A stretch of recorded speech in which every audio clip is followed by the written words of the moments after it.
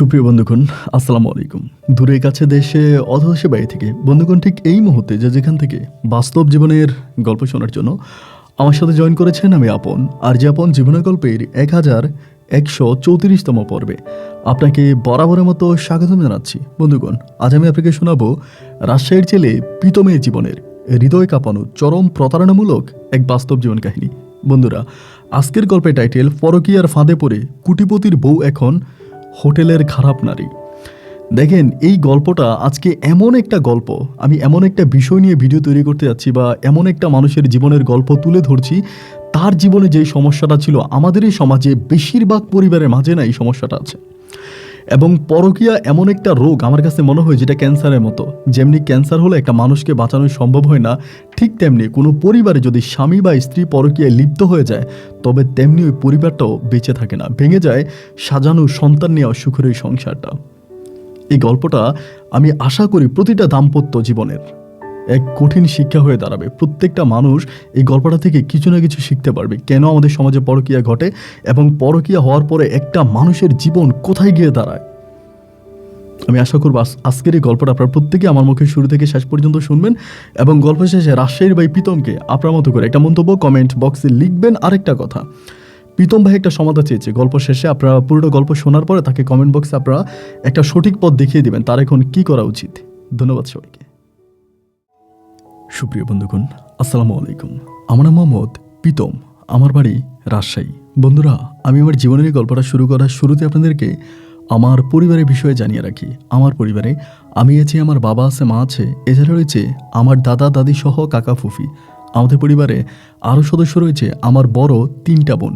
আমরা টোটাল 3 বোন 1 ভাই। আমাদের পরিবারটা রাজশাহী শহর থেকে অনেক দূরে কোন এক প্রত্যন্ত গ্রামের এক নিম্ন মধ্যবিত্ত পরিবার। এক সময় আমার বাবার একটা আম বাগান ছিল। আমার বাবা বিশেষ করে ওই আম বাগানের আম বিক্রি করেই আমাদের গোটা পরিবারটাকে চালাতো।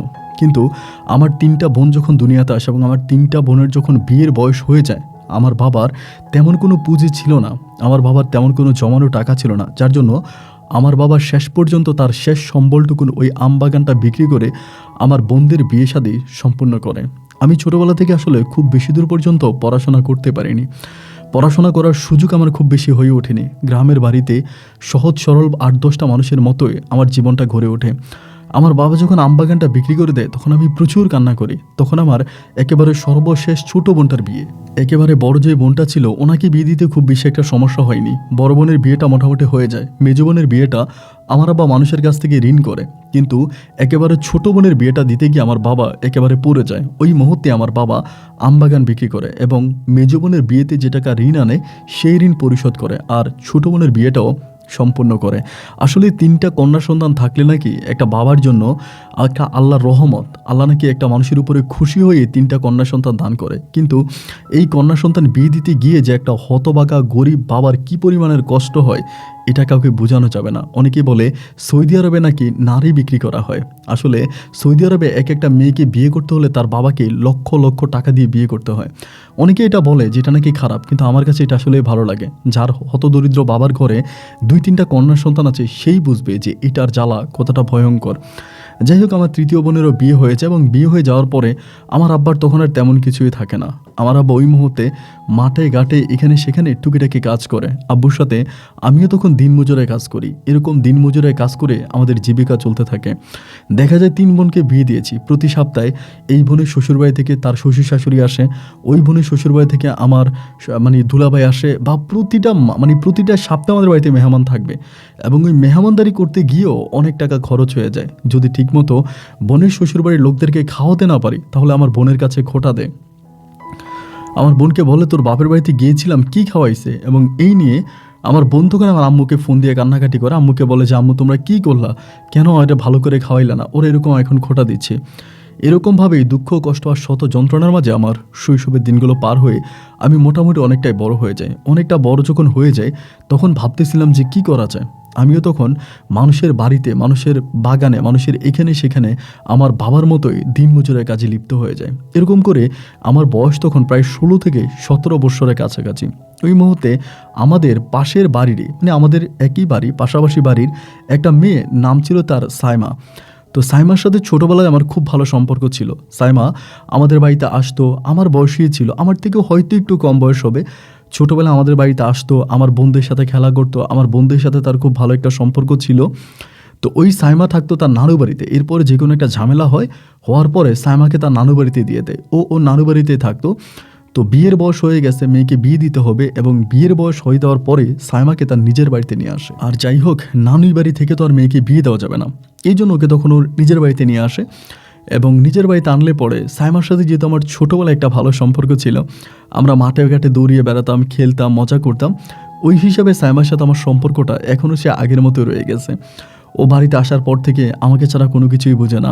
যেখানেই যাবে আমাকে নিয়ে যাবে, আমার সাথে দুষ্টমি করে, আমার সাথে ফাইজলামি করবে। এবং সাইমাও খুবই হতদরিদ্র পিতার একজন সন্তান। সাইমার বাবাও আমার আব্বার থেকেও আরও নিম্ন, মানে আমার আব্বা তো মোটামুটি চলতে পারে, সাইমার বাবা তার চেয়ে অনেক গরিব। এবং সাইমার ছোট আরও 2টা বোন আছে। সাইমারও কিন্তু টোটাল 3 বোন ছিল। তো উনি ওনার নিজের বড় মেয়েটাকে একরকম খাওয়াইতে পারছে না বলেই কিন্তু ওনার শ্বশুর বাড়িতে পাঠিয়ে দেয়। তো একদিন হলো কি, সন্ধ্যার সময়, মানে সন্ধ্যার সময় আমি বাজারে যাচ্ছিলাম আপনার বন কিনে আনার জন্য, ব্রেড যেটাকে বলে। আমি ওটা দিয়ে কী করি, একটা চুরির কাজ করি। এটা আমি আসলে বাস্তবতার খাতিলে বলি। আমাদের বাড়ির পাশে একটা বড় ফিশারি আছে, মাছের ফিশারি, যেখানে মাছ চাষ করা হয়। তো আমি কী করি, রাতের বেলায় মানে গভীর রাতে বড়শি দিয়ে ওখানে গিয়ে মাছ ধরি। তো বড়শি গিয়ে ওখানে গিয়ে মাছ ধরি, এবং সেই মাছ আমি আমাদের পরিবারের জন্য আনি, এবং মাঝে মাঝে এখানে সেখানেও দিই। তো সন্ধ্যার সময় একদিন আমি মানে বাজারে যাচ্ছিলাম ব্রেড কেনার জন্য, আমি মাছ ধরার জন্য খাবার বানাবো। তা ওই সময় দেখতেছি যে আপনার সাইমাদের ঘরে প্রচুর ঝগড়া হইতেছে। সাইমার মা ঝগড়া করতেছে সাইমার আব্বার সাথে, এবং এই বিষয়টা দেখে সাইমা তখন ঘরের বারান্দার ওইদিকে দাঁড়ায় আছে। তা আমি যাওয়ার সময় চিন্তা করলাম, কিরে এখানে এরকম মানে ঝগড়াঝাটি শোনা যাচ্ছে কেন, মাগরিবের সময় তো। পরে আমি সাইমার ইশারা দিলাম, এবং আমাকে দেখে ও তখন আসছে। আসার পরে আমি বললাম, কী রে তোর আব্বু ঝগড়া করে কেন, তোর আম্মুর সাথে তোর আম্মু ঝগড়া করে কেন? তা আমাকে বলতেছিল যে আমার আব্বুরে বলছে মাছ আনার জন্য, আব্বু বাজারে গেছে, মাছ আনে নাই, আমার আব্বুর কাছে মনে হয় টাকা ছিল না, এখন মাছ আনতে পারে না, আমাদের ঘরে কোনো বাজার সাজারও নাই, এই জন্য আমার আম্মু আব্বুর সাথে ঝগড়া করতেছে। আমি বললাম, ও আচ্ছা, মাছ দরকার, মাছের জন্য ঝগড়া করছে? বলে মাছের জন্য ঝগড়া করছে। আমি বললাম, তুই 9টার দিকে একটু আমাদের বাড়িতে আসিস, তোর সাথে আমার কথা আছে। তো আমাকে বলে, কী কথা? আমি বললাম, তুই আসিস, তোরা আসলেই বলবো নি। এবার আমি তখন চলে গেলাম হচ্ছে আপনার বাজারে যাওয়ার পর আমি তখন ব্রেড নিয়ে আসলাম। ওই দিন একটু বেশি করে নিয়ে আসছিলাম, কারণ আমি একটু বেশি করে বানাবো। এরপরে বানায়া রাত 9টার দিকে ও আসছে। আসার পর আমি তখন বললাম, সাইমা একটা কথা বলি, শুনবি? হ্যাঁ বলেন।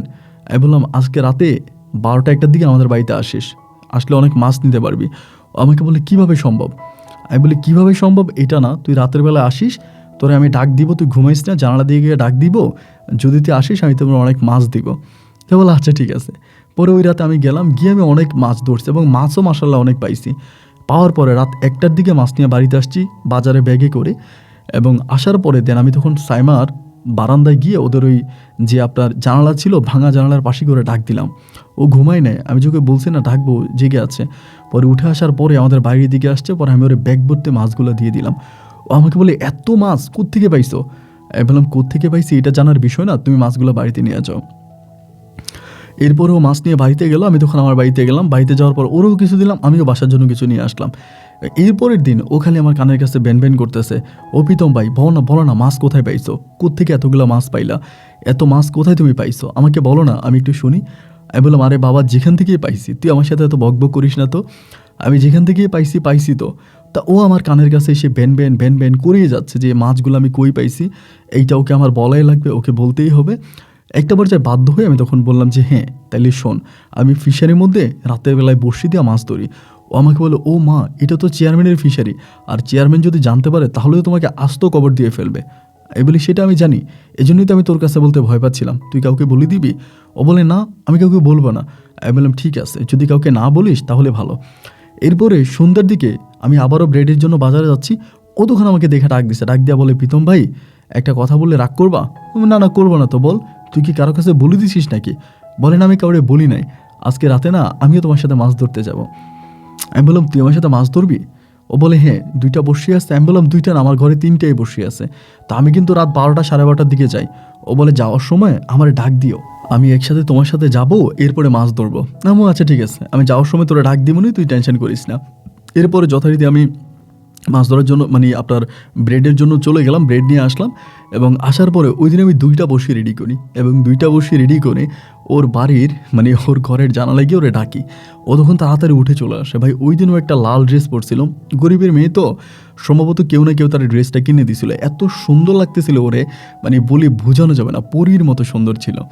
দেন আমি তখন ওর সাথে আস্তে আস্তে করে আমার পুকুর পাড়ের ওদিকে গেলাম, মানে বড়শির বাওয়ার জন্য গেলাম এবং ওখানে যাওয়ার পর আমরা তখন দুজনে বড়শি বাইতেছি, একজন আরেকজনের সাথে কাঁধে কাঁধ লাগিয়ে তখন পুকুরের মধ্যে দিঘির মধ্যে বড়শি বাইতেছি এবং মাছও পাচ্ছি। ও অনেক মাছ পাচ্ছে, আমিও অনেক মাছ পাচ্ছি। এরকম করে সময়গুলো কাটতেছে এবং এমন করে কাটতে কাটতে গভীর রাতে আকাশের ওই চাঁদের কিরণটা যখন আপনার ওই ফিশারি পানির মধ্যে পড়তেছে, চিকচিক করে ওই পানির আলোটা তখন ওর মুখের মধ্যে আসতেছে। আমি ওরে বললাম যে সাইমা, তুই তো দেখতে অনেক সুন্দর, তোর যদি কেউ দেখে ফেলে, মানে ওখান থেকে কেউ যদি এদিকে তাকায় তাহলে তোকে দেখে যাবে, তুই মুখটা একটু ঢেকে রাখ, তোর মুখের মধ্যে চাঁদের আলো পড়ে আরও বেশি সুন্দর লাগতেছে। ও তখন হাসতেছে, ও আমাকে বলে গরিবের আর সৌন্দর্য এটা কোনো কথা। এরকম করে প্রায় প্রতিদিন রাতের বেলায় আমি আর সাইমা একসাথে ওই চেয়ারম্যানের আপনার ফিশারিতে মাছ ধরার জন্য যাইতাম। আমরা একসাথে মাছ ধরতাম এবং গভীর রাতে মাছ ধরে আমরা ঘরে ফিরে আসতাম। এভাবে 1 দিন 2 দিন 3 দিন করে সময়গুলো কাটতে থাকে এবং একটা পর্যায়ে হঠাৎ করে একটা খবর আমি শুনতে পাই। আমাদের এলাকাতে সুলতান মুন্সি বলে একটা লোক আছে। এই লোকটা হচ্ছে এরকম একটা লোক যে উনি এর আগে অনেকগুলো বিয়ে করছে, মানে বিয়ে করার পরে তার বউ থাকে না এবং তার বউ কেন থাকে না এটা আমি জানি না, বাট সুলতান মুন্সি অনেক বেশি টাকা পয়সার মালিক। আমাদের এলাকাতে চেয়ারম্যানের পরও যদি কেউ ধনী হয়ে থাকে তাহলে সুলতান মুন্সি। খবর পাইলাম এই সাইমার বাবা নাকি সুলতান মুন্সির সাথে অনেক উঠা বসা, অনেক ভালোভাবে সুলতান মুন্সির গদিতে যায়, ওই গদিতে বসে এবং সুলতান মুন্সির সাথে অনেক ভালো একটা সম্পর্ক সাইমার বাবার। তো এই দৃশ্যগুলো দেখার পরে একদিন আমাদের ঘরে এসে আমার আব্বা বলতেছে, সাইমার বাবা তো সুলতান মুন্সির সাথে অনেক ভালো সম্পর্ক, মনে হয় সাইমার ওখানে বিয়ে দিয়ে দিবে। এটা বলার পরে একদিন রাতের বেলায় আমি আর সাইমা যখন বসি বাইতেছিলাম ফিশারিতে, আমি তখন সাইমারে বললাম যে সাইমা জানো, গতকালকে না আব্বা বাড়িতে এসে এটা বললো, তোমার আব্বার সাথে নাকি সুলতান মুন্সির অনেক ভালো সম্পর্ক। তুমি তো জানো সুলতান মুন্সি কেমন খারাপ লোক, কোনোভাবে তোমার আব্বাকে পটায় টটায় আবার তোমাকে বিয়ে করে ফেলে না তো। ও তখন আমাকে বলে আমি জানি না, তবে এটা সত্যি যে সুলতান মুন্সি আমাদেরকে অনেক বাজার করে দেয়, আমার আব্বাকে অনেক টাকা পয়সা দেয়, আমার আব্বাকে চা খাওয়ায়, আমাদের জন্য অনেক উপহার টুপহার পাঠায়। আমি তখন আর বুঝতে বাকি ছিল না যে তাহলে এখানে কিছু না কিছু একটা হতে যাচ্ছে। আমি তখন বললাম যে সাইমা, তাহলে একটু সাবধানে থাকতে হবে, তা না হলে হয়তো সুলতান মুন্সি তোমার দিকে খারাপ নজর দিবে। ও আমাকে বলে ধুরো, এটা কিভাবে সম্ভব, আমি এত ছোট একটা মানুষ, আমার দিকে নজর দিবে, আমি তো ওনার নাতির বয়সী হব। আমি বললাম দেখো এরপরও, কারণ সুলতান মুন্সির নজর অনেক খারাপ, এর আগে উনি যেই মেয়েটাকে ছেড়ে দিছে ওই মেয়েটা দেখতে কিন্তু তোমার বয়সী ছিল। তো বলে দূর চাই, বলো তো এরকম কথা বললো না, আমার খারাপ লাগে। রাতের বেলায় দুজনে মাছ ধরার কাজ সম্পূর্ণ করে আমি আমার বাড়ির দিকে গেলাম এবং সাইমা তার ঘরে গেল। সকাল প্রায় পেরিয়ে যাওয়ার পরে দুপুরের পরে আমি তখন আমাদের একটা গরু ছিল, গরু নিয়ে মাঠের দিকে গেলাম, গরুকে ঘাস খাওয়াবো। সময় তখন প্রায় 1:30 থেকে 2টার কাছাকাছি। ওই মুহূর্তে আমি দেখলাম সাইমা দৌড়িয়ে আমার দিকে আসতেছে। আমি একটু অবাক হয়ে গেলাম যে কী ব্যাপার, এই সময় ও এখানে কেন। আমি তখন গরুটা রশিটা ছেড়ে দিয়ে ওর কাছে গেলাম। ও তখন আমার কাছে এসে মানে ধুপ করে বুক কাঁপতেছে আর আমার দিকে খুব বড় বড় চোখ করে তাকিয়ে আছে। আমি কী হয়েছে, এভাবে তাকিয়ে আছো কেন? ও আমার বলে সর্বনাশ হয়ে গেছে। আমি সর্বনাশ, কী হয়েছে?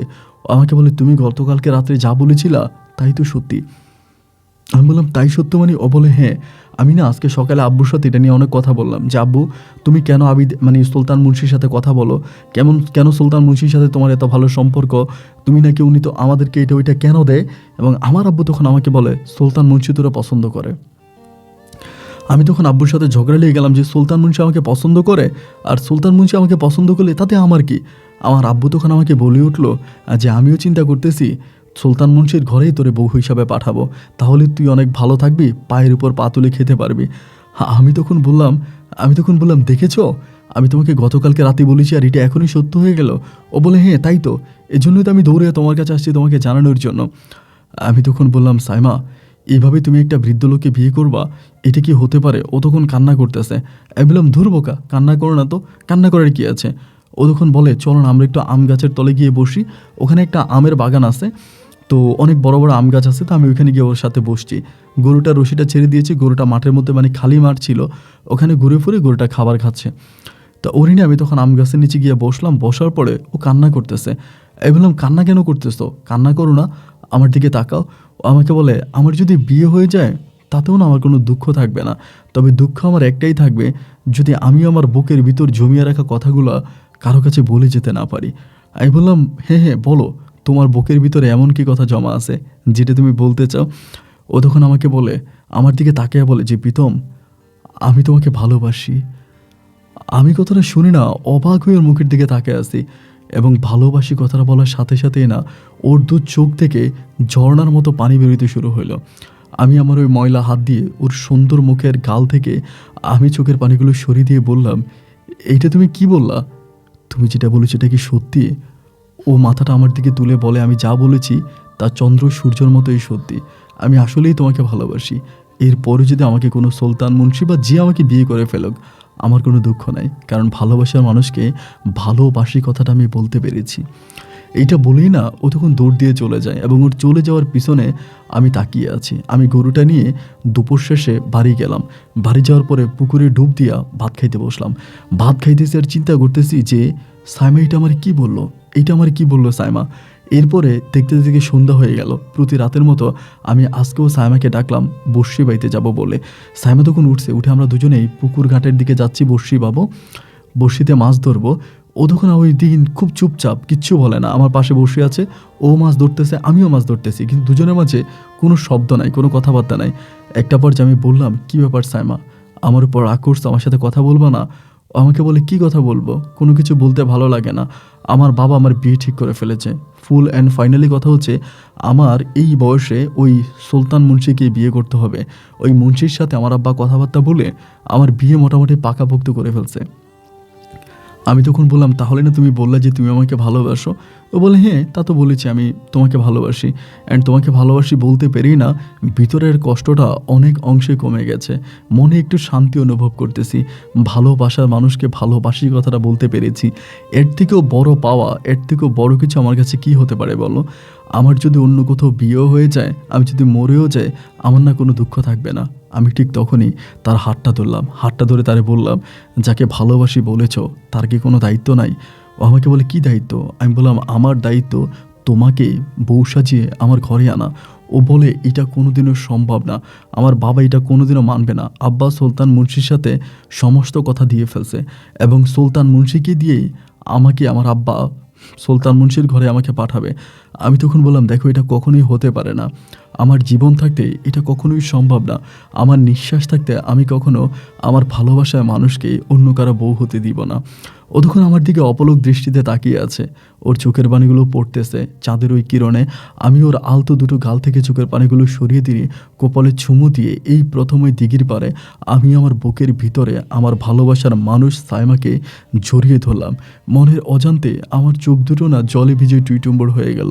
ওর মাথায় হাত বুলিয়ে দিয়ে বললাম, আমার নিঃশ্বাস যতক্ষণ আছে আমার ভালোবাসার মানুষকে আমার বুক থেকে কেউ কেড়ে নিতে পারবে না। আমি আমার ভালোবাসার মানুষকে আমার রাজ্যের রানী বানিয়ে সারা জীবন রাখবো।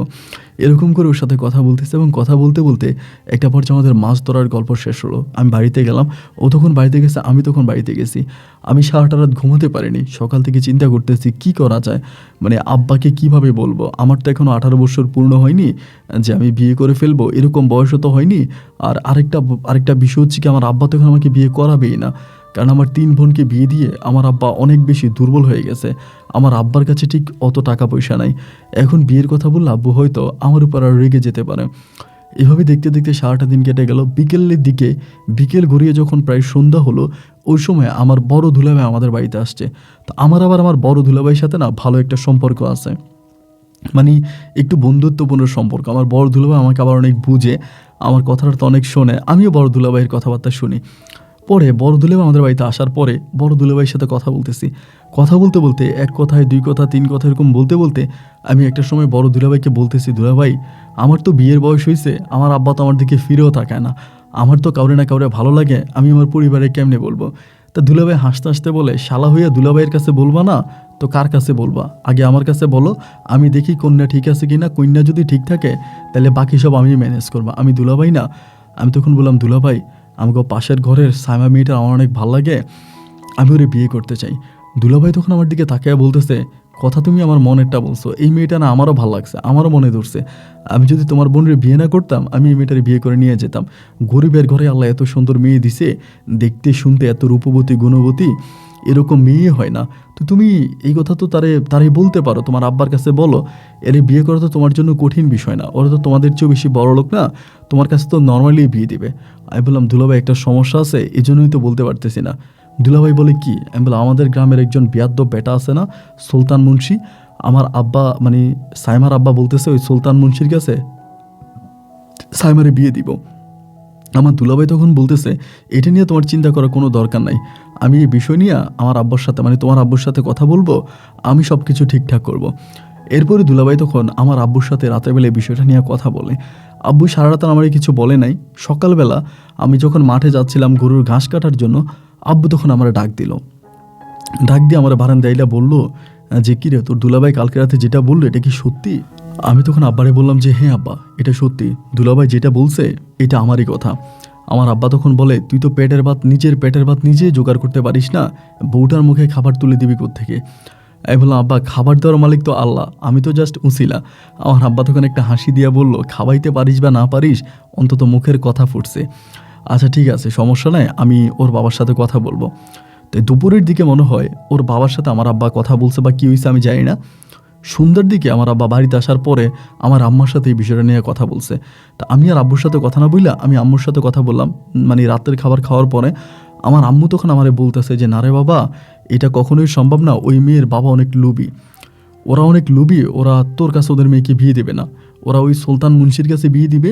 এবং সুলতান মুন্সির কাছে বিয়ে দেওয়ার জন্য ওরা কথাবার্তা পাকাপোক্ত করে ফেলছে। সুলতান মুন্সি নাকি বাজারের উপরে সাইমার বাবার একটা দোকান দিয়ে দিবে, উনি ওইখানে দোকান চালাবে। ওনার ছোট যে দুই মেয়ে আছে দুইটার বিয়েও সুলতান মুন্সি দায়িত্ব নিবে, ছোট দুইটারও সুলতান মুন্সি বিয়ের খরচ দিবে। এখন ওর বাবা লোভে পড়ে এই সহজ সরল এবং সুন্দরী মেয়েটারে সুলতান মুন্সির মতো এরকম বৃদ্ধ লোকের কাছে বিয়ে দিয়ে মেয়ের জীবনটা নষ্ট করতে যাচ্ছে। আমি বললাম আমার আব্বা কি বলে নাই ওনার মানে সাইমার বাবার কাছে? আমার মা বলে শুধু বলছে, বলার বাকি রাখছে, তোর আব্বা অনেকভাবে বুঝাইছে, কিন্তু উনি কথা একটাই বলছে যে উনি কখনোই ওনার মেয়েকে সুলতান মুন্সি ছাড়া আর কারো কাছে বিয়ে দেবে না। কথাটা শুনে না আমার চোখে তখন জল এসে গেল। আমি তখন মায়ের কাছ থেকে বিদায় নিলাম। মায়ের কাছ থেকে কথাবার্তা শেষ করে আমি আস্তে আস্তে করে ঘর থেকে বের হলাম। বের হয়ে আমি সাইমার সাথে যোগাযোগ করার জন্য চেষ্টা করলাম। তো সন্ধ্যার সময় আসলে সাইমার সাথে আমার কথা বলা হয় না, কারণ সন্ধ্যার সময় ও আর ঘর থেকে বের হয় না। তো ভাবলাম আজকে রাতে তো মাছ ধরতে যাব, এবং মাছ ধরতে গেলে পরে আমি ওরা ডাকবো। রাত ঠিক 12:30 বাজে আমি তখন বড়শি দুইটা হাতে করে নিয়ে ওর জানালার কাছে গিয়ে ওরা ডাকতে থাকি। 2-3টা ডাক দেওয়ার পরেও না ও কোনো শব্দ করে না। আমি হঠাৎ করে তাকায় দেখি এক পাশ থেকে তখনই সাইমার বাবা আসছে। আসার পর আমারে বলতেছে কিরি তুই এখানে কি করিস? আমি বললাম কাকা সাইমা কই? বলে ক্যা এত রাতে সাইমারে লাগবে কেন? আমি বলি ওমা আপনি জানেন না সাইমা আর আমি যে পুকুরে মাছ ধরি, ফিশারিতে মাছ ধরি? উনি আমার বলে জানি তো, তুই নিজেও চোর হয়েছিস, আমার মেয়েটারও চোর বানাইছিস, এখন চুরি করার জন্য আমার মেয়েরা ডাকতেছিস, আমরা চুরির মাছ খাবো না, এখান থেকে চলে যা। আমি বললাম কাকা সাইমার সাথে আমার একটু কথা আছে। উনি বলে তাই বলে রাত দুপুরে যাইবি এখান থেকে? এটা বলার পর আমি তখন চলে গেলাম, শুধু এইটুকুই বললাম। আমি তখন চলে গেলাম, গিয়ে ফিশারিতে মাছ ধরতেছি। ভাই দেখেন এতদিন পর্যন্ত ফিশারিতে মাছ ধরি, আজকে প্রায় অনেকগুলো মাস, কিন্তু কোনোভাবেই আমরা কখনো ধরা খাওয়া তো দূরের কথা, মানে কোনো কিছুই হয় নাই। কিন্তু ওই দিন ফিশারিতে মাছ ধরা অবস্থায় হঠাৎ করে মানে চেয়ারম্যান সহ চেয়ারম্যানের চেলাফেলার এসে আমাকে বর্ষি সহ ফিশারি পাড়ে ধরে ফেলে, এবং ধরে আমাকে ওখানে বিধমভাবে পিটায়। শুধু পিটায় না, আমাকে পিস মোড়া বাঁধিয়ে চেয়ারম্যানের বাড়িতে নিয়ে যায়। এবং চেয়ারম্যানের বাড়িতে নিলে পরে সকালবেলা আমার আব্বা আম্মা চেয়ারম্যানের বাড়িতে যায়, এবং যাওয়ার পরে চেয়ারম্যান তখন আমার আব্বাকে বলতেছে যে আপনার ছেলে বিগত 3 মাস ধরে আমার এই পুকুরে মাছ ধরে, বিগত 3 মাস ধরে আমার এই পুকুরে বসি বায়, 3 মাস পর আজকে তারে ধরতে পারছি, আমি আজকে তারে তো মারছি, এখন আমি তারে জেলে দিয়ে দিব। আমার আব্বা তখন চেয়ারম্যানের পা ধরে বলতেছে যে আপনি এটা কী বলেন? 3 মাস ধরে আমার ছেলে এই পুকুরে বসি বায়, আপনার ফিশারিতে মাছ ধরে, এটা মিথ্যা কথা। চেয়ারম্যান তখন একটা হাসি দিয়ে আমার আব্বারে আমার সামনে বলতেছে এক বিন্দুও মিথ্যা কথা না, যে এই কথাটা বলেছে সে আপনার ঘরের পাশেরই লোক, আপনার ঘরের পাশের লোকে এসে আমাকে এসে রাতের বেলায় বলছে যে আপনার ছেলে ফিশারিতে মাছ ধরতেছে। আমার আর তখন বুঝতে বাকি ছিল না যে সাইমার বাবাই চেয়ারম্যানের কাছে এসে বলে দিছে যে আমি ফিশারিতে মাছ ধরি। আমার তখন কান্না চলে আসলো, ভিতরটা তখন ফেটে যাচ্ছিল যে কিভাবে নিজের মানুষ, ওর বাবারে আমি নিজের বাবার মতো মনে করতাম, ওদের পরিবারটাকে আমি আলাদা কোনো পরিবার মনে করতাম না, ভাবতাম এটা আমার নিজেরই একটা পরিবার। এই পরিবারে মানুষগুলো কিভাবে পারলো আমার সাথে এত বড় বেইমানি করতে, আমাকে চেয়ারম্যানের হাতে নাতে ধরাই দিতে। এবার রাতের বেলায়, এবার সকালবেলা আমার আব্বা তখন আর উপায় বুদ্ধি না পাইয়া ওই যে আবিদ মুন্সি, মানে একমাত্র সুলতান মুন্সি, তো একমাত্র ওই সুলতান মুন্সি, মানে সুলতান মুন্সির কথা ছাড়া চেয়ারম্যান আর কারো কথা শুনবে না, মানে কারো কথা চেয়ারম্যান শুনবে না, একমাত্র যদি সুলতান মুন্সি গিয়ে কোনো কথা বলে ওই চেয়ারম্যান ওইটাই শুনবে। চেয়ারম্যান আমাকে জেলে দেওয়ার জন্য থানাতে ফোন টোনও করে দিবে, ওরকম একটা পরিস্থিতি নিচ্ছে যে পুলিশ এনে আমাকে ধরাই দিবে। ওই ভিতরে আমার আব্বা তখন এই সুলতান মুন্সির কাছে গেল, গিয়া সুলতান মুন্সির হাতে পায়ে ধরে কান্নাকাটি করতে শুরু করলো যে আপনি আমার ছেলেটারে বাঁচান। এমনি এমনি সুলতান মুন্সি তো আমার আব্বার শর্ত দিল যে দেখ, আমি খবর পাইছি তোর ছেলে এই সাইমারে বিয়ে করতে চায়, তা তোর ছেলে যদি সাইমারে বিয়ে করতে চায় আমি তোর ছেলেকে ছুটে আনবো না বা চেয়ারম্যানের কাছে আমি যাব না। তুই যদি আমার কাছে ওয়াদা করিস, তোর সন্তানের কসম কেড়ে যে তুই তোর ছেলেকে ওই সাইমার কাছ থেকে দূরে সরায় রাখবি, তাহলে আমি চেয়ারম্যানের কাছ থেকে তোর ছেলেকে ছুটাবো। আমার আব্বা তখন ওনাকে বললো যে ঠিক আছে, আমি ওয়াদা করলাম আমার ছেলেকে আমি আর কখনোই সাইমার আশেপাশেও যেতে দিব না, ওই পরিবারে আমি আমার ছেলেকে বিয়েও করাবো না। এরপরে সুলতান মুন্সি তখন চেয়ারম্যানের কাছে আসছে, এসে চেয়ারম্যানকে বললো যে একটা কাজ করো, ওরে ছেড়ে দাও। তো চেয়ারম্যান একবার শুধু চেয়ারম্যানকে ছেড়ে দেওয়ার কথা বলাতেই সুলতান মুন্সি এটা বলা মাত্রই চেয়ারম্যান তখন আমাকে ছেড়ে দিল, এবং ছেড়ে দেওয়ার পরে ওই রক্তাক্ত শরীর নিয়ে আমার আব্বা তখন বাড়ির মধ্যে আসছে। আসার পরে আমার মা তখন আমার শরীরে আপনার বিভিন্ন কাটা জায়গাগুলোতে তেল মালিশ করতেছে, আমার বিভিন্ন পাতা দিতে, মানে আপনার যেই গাছের পাতা দিয়ে যে চিকিৎসা, ওই চিকিৎসা করতেছে, এবং আমি বসে বসে মানে ওখানে শুয়ে শুয়ে কান্না করতেছি। একটা পর্যায়ে আমি আমার আব্বারে বলতেছি, আব্বা আমরা কাদেরকে এত আপন ভাবি জানেন, সাইমার বাবাই না আমার কথা বলে দিচ্ছে চেয়ারম্যানের কাছে, কারণ আমি গতকালকে রাতে শুধু সাইমার বাবারই বলছিলাম যে আমি ফিশারিতে মাছ ধরতে যাচ্ছি। এতদিন সাইমা আমার সাথে গেছে, তাই ওর বাবা আমারে ধরে নাই বা কিছু করে নাই। এখন যেহেতু সাইমা যায় নাই, আমি একাই গেছি, সাইমার বাবা আমারে ধরাই দিছে। আমার আব্বা বলে খবরদার আর একবারও ভুলে এসব কথা মুখ থেকে বের করবি না, ওই পরিবারের মানুষগুলো জালিম, আল্লাহ বাঁচাইছে যে আমি ওই পরিবারে তোরে বিয়ে করা নাই, এরা হচ্ছে লুবি এবং প্রতারক, এরকম লুবি আর প্রতারক কোনো ফ্যামিলিতে আমি তোকে বিয়ে করাবো না। আব্বার কথা শুনে আমি তখন একটু অবাক হয়ে গেলাম যে আব্বু এরকম করে কেন বলতেছে। আমি একটু একটু করে সুস্থ হলাম। বিকেলের দিকে মারে বললাম যে মা কী হয়েছে, আব্বা এরকম করে সাইমার আব্বার সম্বন্ধে কথা বললো। আমার না সাইমার আব্বার উপরে যতটা রাগ, আমার আব্বার দিকে তার চেয়ে অনেক বেশি রাগ। আমার আম্মা বলে রাগ হবে না, ওরা যা করছে এরপরে কি আর ওদের সাথে কথা বলার কোনো মুখ আছে, ওদের সামনে কি আর এরপরে যাওয়া যাবে, ওরা তো মানুষ না, ওরা তো এক একটা কালফিট। আমি বললাম কী হয়েছে মা? আমার আম্মা তখন আমাকে বললো যে এই ঘটনা, আমার আব্বা সুলতান মুন্সির কাছে যাওয়ার পরে সুলতান মুন্সি এরকম করে কিরা কসম কারাইয়া তারপরে নাকি আমারে ছাড়ার জন্য গেছে। আমি বললাম তার মানে? আমার আম্মা বলে ভুলিও তুই এই সাইমার কথার মুখ থেকে বের করিস না, আমরা ওই সাইমার ফ্যামিলিতে যাবও না, ওই মেয়েকে তোকে বিয়েও করাবো না। এটা শোনার পরে না ভাই তখন আমার কলিজাটা ফেটে যাচ্ছিল। আমি তো সাইমাকে ভালোবাসি, একই উঠান, একই বাড়ি, একই ঘর, এরপরও সাইমার সাথে আমার আর কোনো দেখা হয় না। বাড়ির মধ্যে সাইমা বসে থাকে, সুলতান মুন্সি তখন আসে, বাজার সাজার নিয়ে আসে, সাইমার বাবারা টাকা পয়সা দেয়, উনি যায় আসে, আমি সব কিছু দেখি, জানালার ফাঁকি দিয়ে আমি সব কিছুই দেখতে পাই, কিন্তু সাইমার সাথে আমার আর কোনো যোগাযোগ হয় না। আমি আর সাইমার কাছে যেতে পারি না, সাইমার সাথে আর কোনো যোগাযোগ নাই, কথাবার্তা নাই। আমি তখন শুধু পাগল হয়ে যাচ্ছিলাম যে আমার ভালোবাসার মানুষটার সাথে আমি কথা বলতে পারবো না, দেখা করতে পারবো না। এরকম করে সময়গুলো কাটতে কাটতে একটা পর্যায়ে আমি শুনতে পেলাম আবিদ আলী মুন্সির সাথে সাইমার বিয়ের দিন তারিখ ঠিক হয়ে গেছে। আমি তখন ঘরের মধ্যে বসে বসে শুধু কান্না করি, আল্লাহ তুমি একটা উপায় বুদ্ধি বের করো, আমি সাইমাকে ভালোবাসি, না পারি এটা নিজের পরিবারকে বোঝাতে, না পারি সাইমার পরিবারকে বোঝাতে, না পারি নিজের আশেপাশের মানুষগুলোকে বোঝাতে, শুধু কান্না কান্না কান্না কান্না করে করে আমি আমার সময়গুলোকে পাস করতেছিলাম। এইভাবে সময়টা কাটতে কাটতে একটা পর্যায়ে একদিন রাত্রে আনুমানিক সাইমার যেদিন বিয়ে তার দুই দিন আগে রাত্রে একদিন প্রায় আনুমানিক 1টার দিকে সাইমা তখন আমার জানালার কাছে এসে আমারে ডাকতেছে যে উঠেন তাড়াতাড়ি উঠেন, প্রীতম উঠেন, এরকম করে ডাকতেছে দেখে আমি তখন উঠছি। উঠার পরে দেখলাম ওর হাতে একটা ব্যাগ, ও আমারে বলে চলেন। আমি বললাম যে কই যাব? ও বলে আমি জানি না কই যাব, চলো এই গ্রাম থেকে চলে যাব। আমি বললাম তুমি ঘর থেকে বেরোইছো, তোমার আব্বা? বলে আমার আব্বা ঘুমাইছে, চলেন আমি আর 1 সেকেন্ড এখানে লেট করবো না, আর একদিন পরেই আমার বিয়ে। আবিদ ওই আপনার সুলতান মুন্সির সাথে বিয়ের দিন তারিখ সব কিছু ঠিক হয়ে গেছে, এখানে আমাকে বিয়ে দিয়ে দিবে, আর কোনো কথা নাই, মুন্সি বাড়ির বউ আমি হবো, আমি চাই না, আপনি আমাকে দয়া করে প্লিজ এখান থেকে নিয়ে যান, আমি চলে যাবো, এখানে লেট করলে আমি ধরা খেয়ে যাব। আমি তখন মানে একটা লুঙ্গি পরা ছিলাম, সাথে একটা শুধুমাত্র একটা লুঙ্গি আর একটা গেঞ্জি পরা, আর কিছুই নাই, পায়ের জুতাগুলোও নাই, পায়ের জুতাগুলো ছিল কিন্তু এগুলো ছিঁড়া জুতা। এই জন্য ওই ছিঁড়া জুতা ফালাই দিয়া আমি তখন ওর হাত ধরে জমির মাঝখান দিয়া দিলাম দৌড়। আপনার গ্রামীণ যে জমিগুলো হয় না, ধানি জমি, এই ধানি জমির মাঝখান দিয়া তখন দৌড়াইতে শুরু করলাম। ওর হাতে একটা ব্যাগ, আমার হাতে কিছুই নেই, আমি ওর হাতটা ধরে আছি, ও ব্যাগটা ধরে আছে, এরকম করে দুজনে ধানি জমির মাঝখান দিয়া দৌড়াইতে একটা সময় মোটামুটি আপনার একটা বড় রাস্তার কাছে গেলাম। তখন গভীর রাত, ঘড়ির সময় প্রায় কাছাকাছি রাত 2:30 থেকে 3টার মতো বাজে। চিন্তা করতেছি এই রাতের বেলায় কোথায় যাব। সাইমা শুধু আমাকে বলে এই গ্রাম পার হয়ে যায়, আমরা আরও 2-1টা গ্রাম পার হয়ে যাই। এরপর ওর সাথে আমি আবারও হাঁটতে শুরু করলাম। হাঁটতে একটা সময় ফজরের আজান দিল। ফজরের আজান দেওয়ার পরে আমরা তখন ধানি জমির মাঝখানেই লুকিয়ে আছি, এবং লুকিয়ে চিন্তা করতেছি কবে সকাল হবে, সকাল কবে হবে। এরকম করতে করতে একটা সময় সকাল হলো, এবং সকাল হওয়ার পরে ওর জামা কাপড়ের অবস্থাও ভালো না, আমার শারীরিক অবস্থাও ভালো না।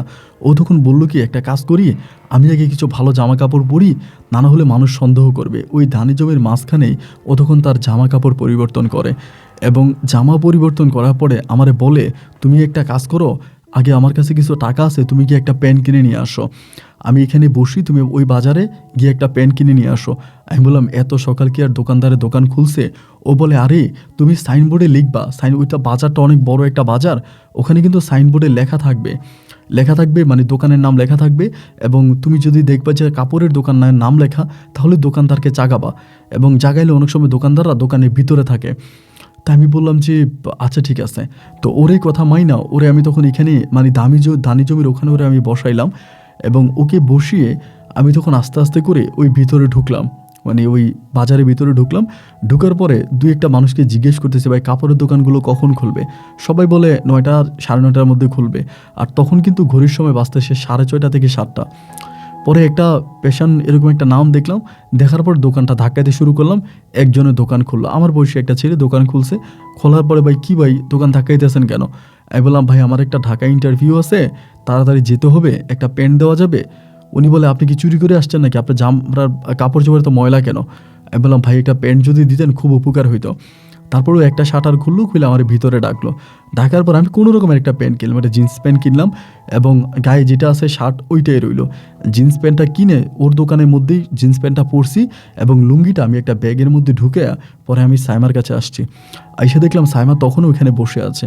পরে দুজনে মিলে আস্তে আস্তে করে মেন রোডের দিকে গেলাম, এবং মেন রোডে গিয়ে ওখান থেকে আপনার সিএনজি যোগে আমরা দুজনে বাস স্ট্যান্ড গেলাম। এবং বাস স্ট্যান্ড যাওয়ার পরে আমি তখন সাইমারে বলতেছি সাইমা আমরা কোথায় যাব? ও আমাকে বলে আমরা যেখানে যাব সমস্যা নাই, আমার খালাতো বোনের একটা বান্ধবী আছে, ঢাকায় থাকে, গার্মেন্টসে চাকরি করে, ওই মেয়ের বাসায় আমি এর আগে আরও 2বার গেছি, আমি ওনারে চিনি, আমরা ওখানে চলে যাব। আমি বললাম তুমি চিনো তো, মানে ঢাকা শহর কিন্তু খারাপ জায়গা, ও তোমার কাছে টাকা ঢুকা আসো? বলে হ্যাঁ, ওই আপনার এই মুন্সি, আপনার ওই সুলতান মুন্সি ওর বাবার কিছু টাকা দিয়ে গেছিলো সাইমার জন্য জামা কাপড় বা বিয়ের বাজার করার জন্য, ওই টাকাটা নিয়েই নাকি সাইমা ঘর থেকে পালাইছে। মানে সুলতান মুন্সি যে টাকা ওর বাবার দিছে সাইমার বিয়ের জন্য খরচ করার জন্য, ওই টাকা নিয়ে ও পালাইছে। তো দেখলাম যে মোটামুটি ওর কাছে অনেক টাকা আছে, অনেক টাকা। তো এই টাকাগুলো নিয়েই তখন আমরা দুজনেই আপনার ঢাকার বাসে উঠলাম। তো ভালোবাসার মানুষটাকে পাশে বসিয়ে এইভাবে দূরে পালিয়ে যাওয়ার গল্পটা না আসলে আমার কাছে অসাধারণ মনে হয়েছিল। আমি ওর গায়ে হাত দিয়ে ওর মাথাটা আমি আমার কাঁধের উপরে রেখে ওর চুলগুলোকে একটু একটু করে নাড়াচাড়া করতেছি, আর বাসটা তখন দুরন্ত গতিতে রাজধানী শহর ঢাকার উদ্দেশ্যে ছুটে যাচ্ছিল। এমন করতে করতে গভীর রাত পেরিয়ে যখন সকাল হলো, আমরা তখন ঢাকায় এসে পৌঁছাইলাম।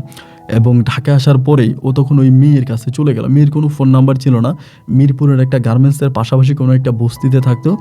ওইখানে যাওয়ার পরে ওই মেয়েটারে তখন পাইলাম, এবং পাওয়ার পরে মেয়েটা ওরে দেখে একদম মানে আলিঙ্গন করলো, ওরে জড়ায় ধরলো, মনে হলো যেন দুজন আর খুব পরিচিত। কাছে যাওয়ার পরে মেয়েটা তখন সাইমার সাথে কথা বলল।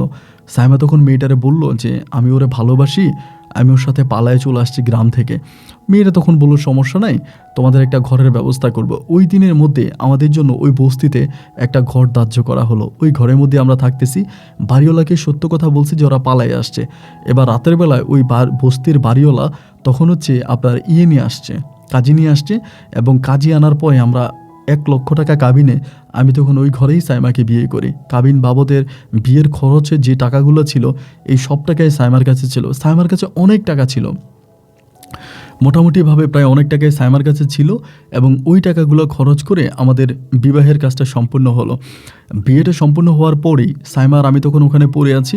আমাদের কাছে কোনো মোবাইল ফোন নাই, আমার কাছেও নাই, সাইমার কাছেও নাই, যার জন্য গ্রামের কোনো পরিস্থিতি আমরা খবর পাইনি। গ্রামে কি হয়েছে না হয়েছে বা গ্রামের কি অবস্থা এগুলো কোনো কিছু আমি জানতাম না।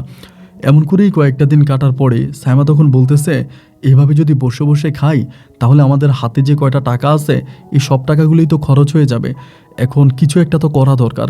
আমি তখন বললাম কিছু একটা মানে কি করতে চাচ্ছ, কি করব? ও আমাকে বলে একটা কাজ করি, আমি আমার ওই খালাতো বোনের বান্ধবীর সাথে গার্মেন্টসে ঢুকে যাই। আমি বললাম গার্মেন্টসের মেয়েদেরকে তো মানুষ ভালো বলে না। ও আমারে বলে পেটে ভাত নাই আর তুমি ভালো খারাপ খুঁজতেছ, আমি গার্মেন্টসে ঢুকে যাই এবং গার্মেন্টসে ঢুকলে আমার জন্য ভালো হবে। আমি বললাম গার্মেন্টসে ঢুকবা, আচ্ছা ঠিক আছে তাহলে সমস্যা নাই। পরে ও তখন গার্মেন্টসে ওই মেয়েটার সাথে একদিন গার্মেন্টসে গেল, ওরে দেখানা চাকরিতে নিয়ে নিছে। ও তখন গার্মেন্টস করে, আমি তখন ঘরের মধ্যেই বসে থাকি। এরকমভাবে আরও সপ্তাহখানি কেটে গেল। পরে আমার বলতেছে যে তুমি যে এইভাবে ঘরের মধ্যে বসে আছো, আমি গার্মেন্টস করি, তুমি কিছু একটা করার জন্য চেষ্টা করো। এরকমভাবে বসে থাকলে কি আর হবে বলো?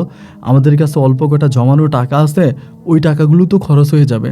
বাজার সাজার করা, ঘর ভাড়া দেওয়া, অনেক টাকার দরকার। আমি তখন বললাম যে আচ্ছা ঠিক আছে সমস্যা নাই, আমি দেখি কী করতে পারি। এবার আমি আস্তে আস্তে করে কাজের সন্ধান করতে থাকি। তো ওভাবে আসলে একটা মেয়ে সহজে কাজ পাইলেও একটা ছেলে কিন্তু কোথাও কাজ পায় না। এমন করতে করতে হঠাৎ করে আমি একটা চাকরির সন্ধান পাইলাম। আমি যে বস্তিতে থাকি ওই বস্তির কাছাকাছি কোনো একটা মানে গাড়ির গ্যারেজে বিভিন্ন ধরনের প্রাইভেট কার এবং মাইক্রোবাস এগুলোর হচ্ছে গাড়ির গ্যারেজ। তো ওই গ্যারেজে তখন আমি কথাবার্তা বলি। গ্যারেজে কথাবার্তা বলার পরে ওই গ্যারেজে তখন আমাকে কাজে নেয়, আমার কাগজপত্র ডকুমেন্টগুলো নিয়ে আমার ওখানে কাজে নেয়। তা আমি তখন ওই গাড়ির গ্যারেজে কাজ করি। তো মোটামুটি ভালোই সময়গুলো কাটতেছে। আমি সকাল থেকে রাত পর্যন্ত গাড়ি গ্যারেজে কাজ করি এবং সকাল থেকে রাত পর্যন্ত একইভাবে সাইমা গার্মেন্টস করে। সাইমা গার্মেন্টস করে বাড়িতে আসে, আমিও আমার কাদা ময়লা শরীর নিয়ে বাড়িতে আসি। সাইমা তখন আমাকে নিজ হাতে গোসল করাই দেয়। গোসল করিয়ে দিয়ে ওর পাশে বসিয়ে রান্না করে গরম গরম ভাত আমাকে খাওয়াই দেয়। আমি রাতের বেলা আমার ভালোবাসার মানুষটাকে বুকে জড়িয়ে ধরে চুপটি করে ঘুমিয়ে যাই। বিশ্বাস করেন সারাটা দিন অনেক বকা খাই, ওস্তাদে অনেক বকা দেয়, মানুষ অনেক গালি দেয়, গরম তেল গরম কাদা এইটা ওইটার মাঝেই দিনটা কেটে যায়। কিন্তু তারপরও যখন রাতের বেলা এসে ভালোবাসার মানুষটাকে বুকে জড়িয়ে ধরে ঘুমাই তখন মুহূর্তের মাঝে না সব ব্যথা ভুলেই যাই। মনে হয় না যে আমার মনে কোনো কষ্ট আছে, কোনো দুঃখ আছে। সাইমা চুপটি করে আমার বুকে মাথা রেখে বিড়ালের মতো করে মুখটা আমার বুকের মধ্যে লুকিয়ে রাখে এবং আমি ওর মাথার চুলগুলো হাতায় দিই। দুজন দুজনের মাঝে হারিয়ে যাই, এক অন্যরকম ভালোবাসা আমাদের তৈরি হয়। সাইমা আমাকে ভালোবাসে, আমি ওকে ভালোবাসি। এরকম করতে করতে প্রায় 1 বছর মতো কেটে যায় এবং 1 বছর পরে আমি ওর একদিন বললাম যে আমার আব্বা আম্মার জন্য খুব খারাপ লাগতেছে, আমি কি একদিন বাড়িতে যাব? আমাকে বলে যে না, খবরদার তুমি বাড়িতে যাবা না, কারণ তুমি বাড়িতে গেলে সুলতান মুন্সি তোমাকে মেরেই ফেলবে, এভাবে তোমাকে বাঁচতে দিবে না, তোমার খুব ক্ষতি করে ফেলবে। ওই সময় কিন্তু আমি মোটামুটি ভালো একজন মিস্ত্রি হয়ে গেছি। প্রায় বছর দেড়েকের মধ্যে আমি মোটামুটি আপনার গাড়ির বা প্রাইভেট কারের কাজ আমি খুব ভালো শিখে গেছি। আমি কারো ভালো ড্রাইভও করতে পারি, এরপরে ভালো কাজও করতে পারি। এরকম করতে করতে একদিন সাইমা আমার একদিন বলতেছে যে দেখো আমার না ভালো লাগে না, অনেক দিন ধরে ভাবতেছি তোমার কথাটা বলবো, কিন্তু কিভাবে বলবো বুঝতে পারতেছি না, এখন না বললেও থাকতে পারতেছি না। আমি বললাম যে ঠিক আছে বলো, কি কথা, বললে সমস্যা কি? ও আমাকে বলে তুমি যখন বাসায় আসো না, আমি তোমার বুকে মাথা রেখে ঘুমাই, তো মানে তোমার শরীরে না মানে তেলের গন্ধ আসে, মানে বিভিন্ন মানে তেলের গন্ধ আসে। তো আসলেই তেলের গন্ধ আমার শরীরে আসারই কথা, কারণ আমি ধরেন মানে মাইক্রোবাসের নিচে ঢুকে কাজ করি, আমার শরীরে তো পোড়া তেল পড়ে, তো ওই তেল তো আবার ওই সাবান দিয়ে ধুইলে তো আর ওই তেলের গন্ধ যায় না। তো আমাকে বলে তোমার শরীরে তেলের গন্ধ আসে এবং সারাটা দিন তুমি এত পরিশ্রম করো এবং কাদার মধ্যে থাকো, আমার না দেখতে ভালো লাগে না। আমার ইচ্ছে করে যে আমার স্বামী সুন্দর জামা কাপড় পরে থাকবে, সুন্দর জামা কাপড় পরবে। তুমি এরকম কোনো চাকরি পাবা না যে চাকরিটা করলে তুমি সবসময় ভালো জামা কাপড় পরে থাকতে পারবা, সুন্দর একটা ড্রেস আপ পরে থাকতে পারবা, ভালো করে চলাফেরা করবা, এরকম কাদার মধ্যে থাকবা না, পোড়া তেল নিয়ে আর খেলা করবা না। আমি তখন বললাম, বৌরে এই চাকরিটা করে তো ভালো টাকা ইনকাম করতেছি, এখন আমি একজন মিস্ত্রি, আমরা আগে কত ভাঙা বাসায় থাকতাম, কত কষ্টে থাকতাম, এখন থেকে আমরা কত ভালো একটা বাসায় আছি, আর এখন তোমাকে আর গার্মেন্টসেও চাকরি করা লাগে না। ওই সময় আমি তারা গার্মেন্টস আর করতে দিই নেই, যে এখন তোমাকে আর গার্মেন্টসেও যাওয়া লাগতেছে না, এখন তো আমরা দুজনে অনেক ভালো আছি, এরপরেও কেন তুমি এরকমটা বলতেছো? এই চাকরিটা ছেড়ে দিলে তো আমরা আরও বিপদে পড়ে যাব।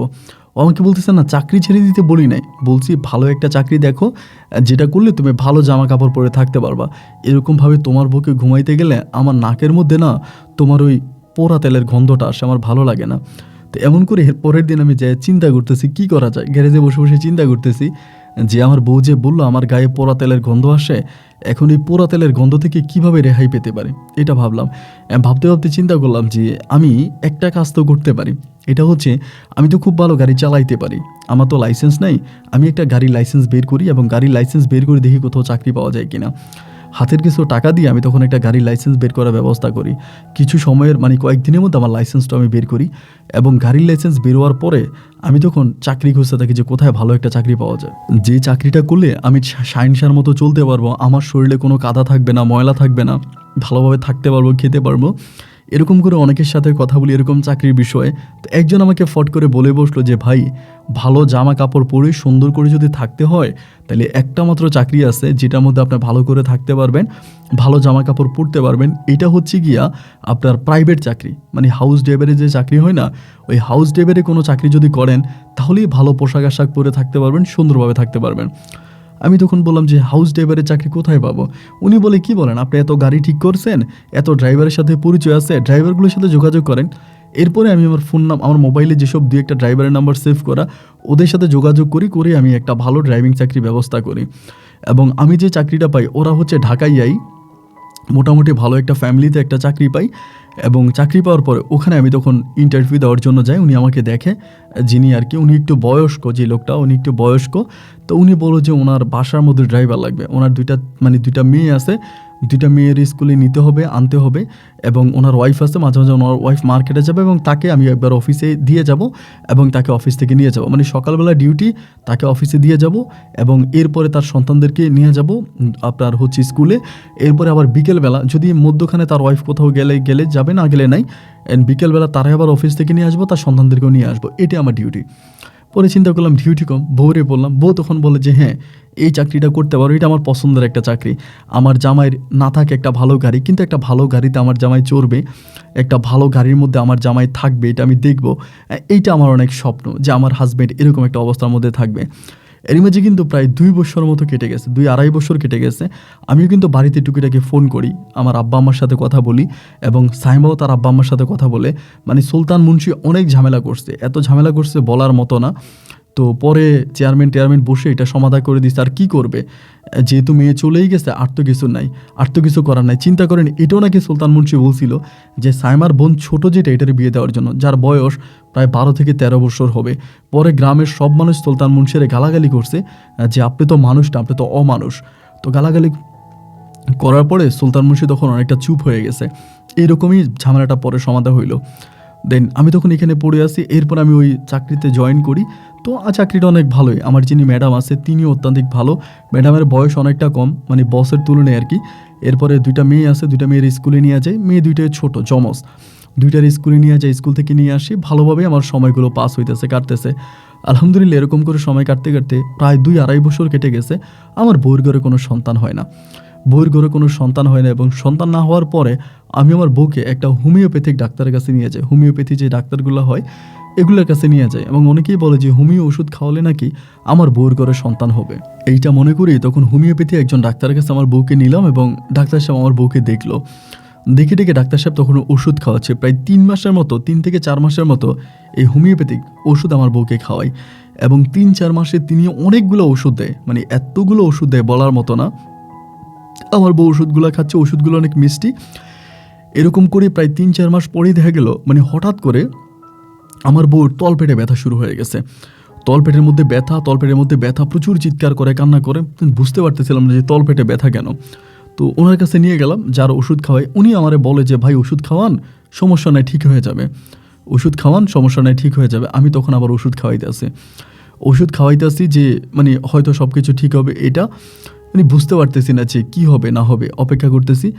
প্রায় এভাবে 7-8 মাস কাটার পরে ওর ব্যথা আরও তীব্র হয়ে গেল। এত পরিমাণের ব্যথা যে এটা নিতে পারতেছে না।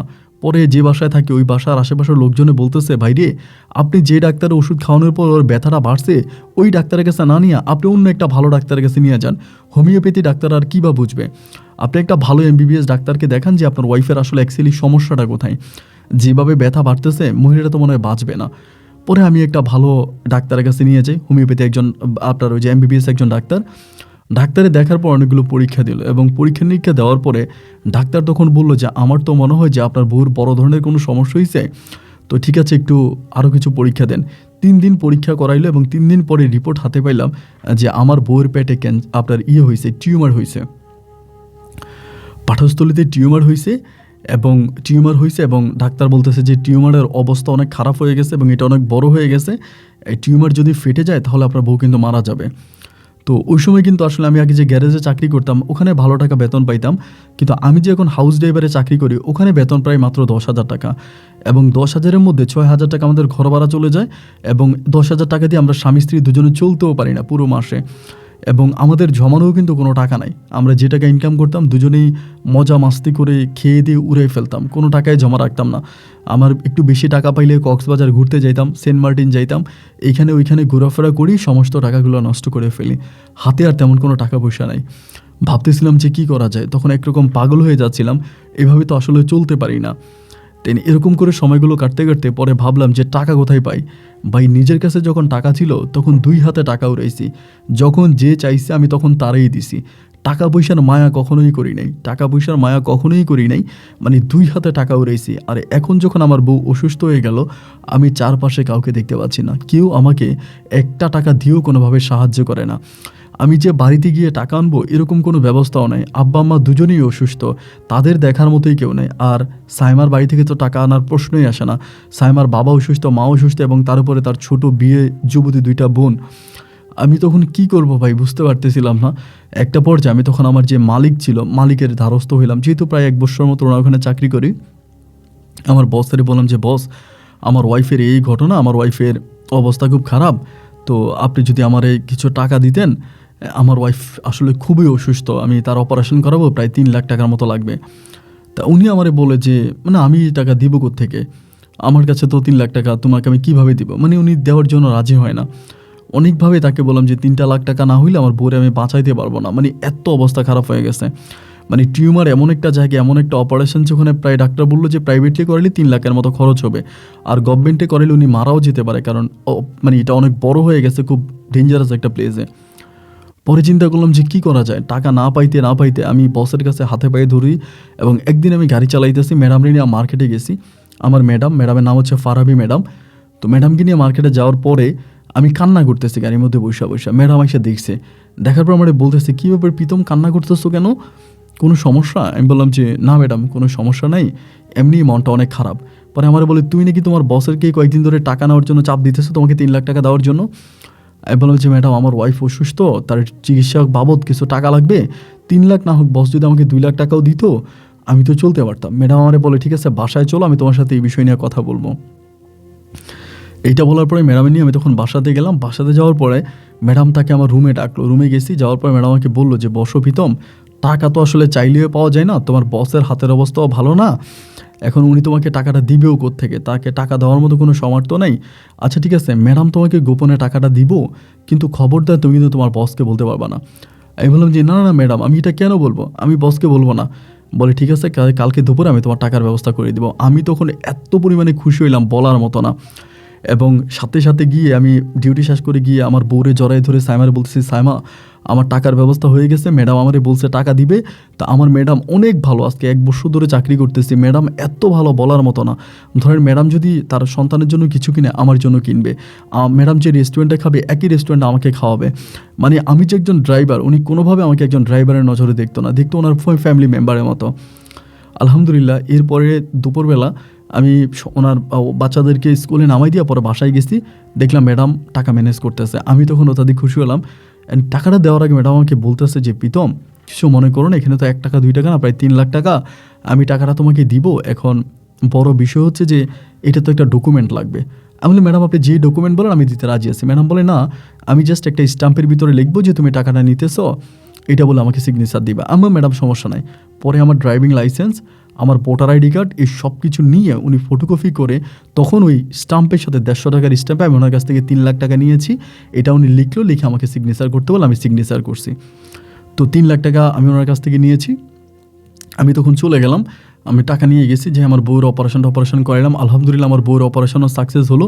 আমার বস আমারে বলছে টাকা কোত্থেকে পাইছো, আমি বলছি যে টাকা আমার পরিবার থেকে দিচ্ছে, আমি আমার গ্রাম থেকে টাকা নিয়ে আসছি। বস তো বললো যে ঠিক আছে সমস্যা নাই, তাহলে তো ভালোই, তো সমস্যা নেই, এত টাকা দেওয়া যেন। অবশ্যই বস আমার 10,000 টাকা এমনিই দিছে, মানে খুশি আমাকে 10,000 টাকা দিছে আমার বউয়ের ফল ফ্রুট খাওয়ানোর জন্য।